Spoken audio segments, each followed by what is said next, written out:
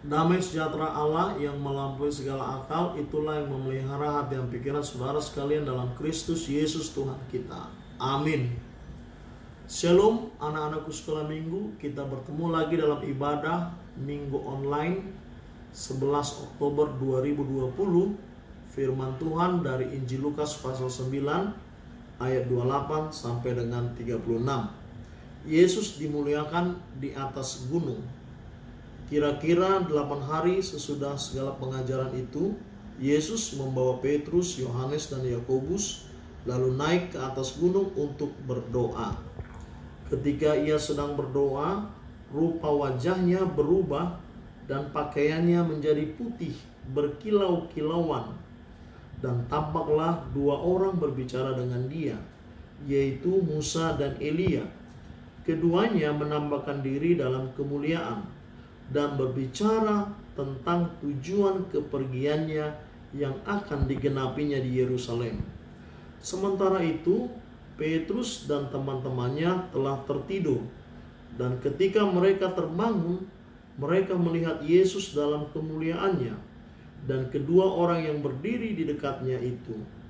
Dan ketika kedua orang itu hendak meninggalkan Yesus, Petrus berkata kepadanya, "Guru, betapa bahagianya kami berada di tempat ini.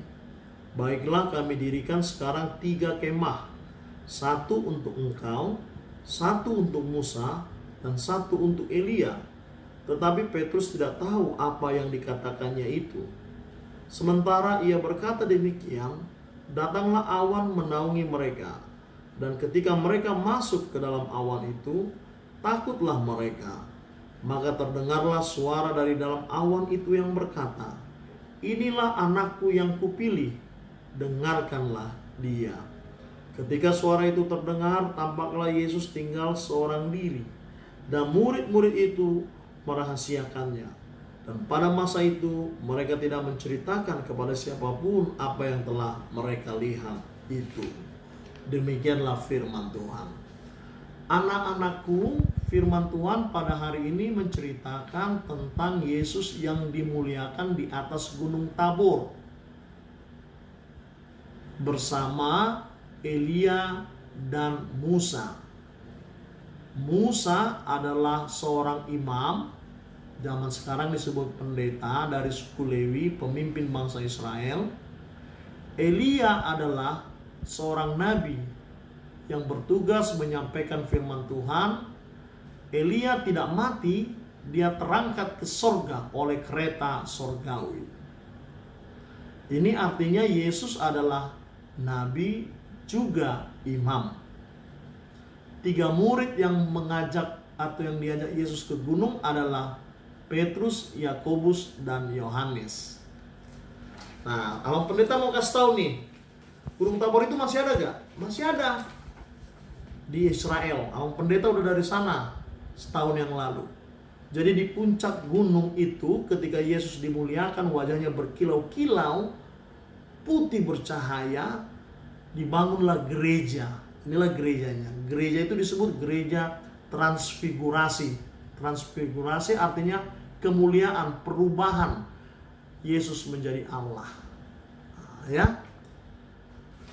Nah, yang paling harus anak-anak ingat dalam firman Tuhan pada hari ini adalah pada ayat 35. Dikatakan demikian, "Inilah anak yang kupilih, dengarkanlah dia." Inilah anak yang kupilih, dengarkanlah dia. Harus ingat ya, hafal ya ayat ini ya. Nah, pertanyaannya sekarang, bagaimana anak-anak sekolah minggu mendengarkan dan memuliakan Tuhan Yesus? Nah, bagaimana caranya? Yang pertama caranya adalah rajin beribadah, walaupun masih dalam ibadah online di channel YouTube HKBP Kebayoran Selatan. Nah, hari ini kalau tidak salah, anak-anak sekarang akan menerima ayat-ayat liturgi untuk Natal kita bulan Desember. Iya, walaupun pandemi COVID, kita masih akan mengadakan Natal. Natalnya virtual ya, seperti ibadah online ini.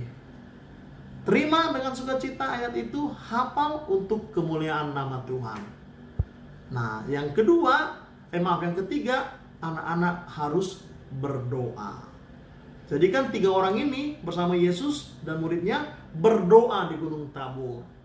Jadi cara ketiga untuk memuliakan Tuhan Yesus, mendengarkan Tuhan Yesus adalah berdoa supaya semua kita sehat-sehat, berdoa supaya semakin berhikmat pintar, berdoa supaya pandemi COVID ini segera berlalu.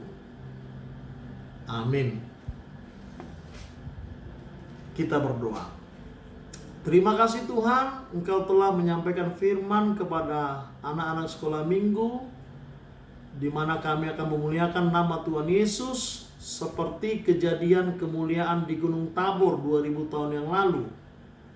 Cara kami mendengarkan dan memuliakan Tuhan Yesus adalah dengan rajin beribadah, walaupun melalui media online YouTube. Baru yang kedua adalah menerima ayat liturgi Natal, menghafal untuk kemuliaan nama Tuhan. Dan yang ketiga adalah berdoa dengan sungguh-sungguh untuk kesehatan, sukacita, dan hikmat yang Kau berikan bagi kami. Doa ini kami panjatkan dalam satu nama, Yesus Kristus, Juru Selamat kami yang hidup. Amin.